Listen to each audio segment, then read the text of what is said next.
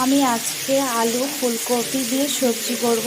এখানে আলু ফুলকপিটা ভেজে নিয়েছি, তার মধ্যে দেব সয়াবিনটাও আমি একটু ভেজে নিয়েছি।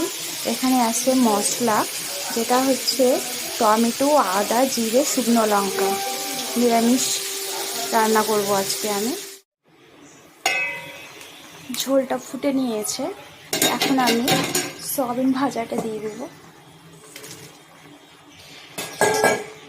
একটু জাল হলে নামিয়ে নেব।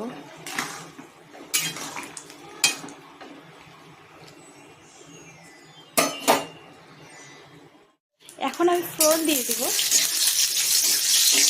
এখানে তেল দিয়েছি, দুটো শুকনো লঙ্কা, দুটো তেজপাতা, আর দিলাম জিরে।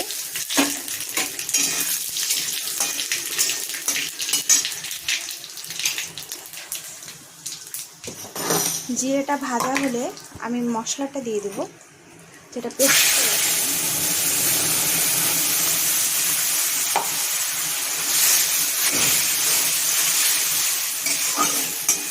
দারুণ স্বাদের ফুলকপি আলু সয়াবিনের সবজি। এভাবে করে দেখবেন বন্ধুরা, কেমন টেস্টি হয়। এখন আমি মশলাটা কষিয়ে নেবো যতক্ষণ না তেল ছাড়ছে। মশলাটা কষে গিয়েছে, এখন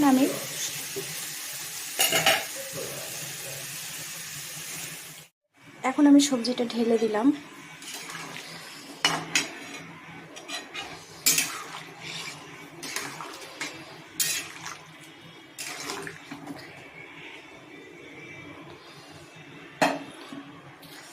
দেখুন বন্ধুরা, কত সুন্দর দেখতে হয়েছে, খেতেও নিশ্চয়ই সুন্দর হবে। এই দেখুন বন্ধুরা, কত সুন্দর হয়েছে। নামিয়ে নিয়েছি আমি কড়াই থেকে।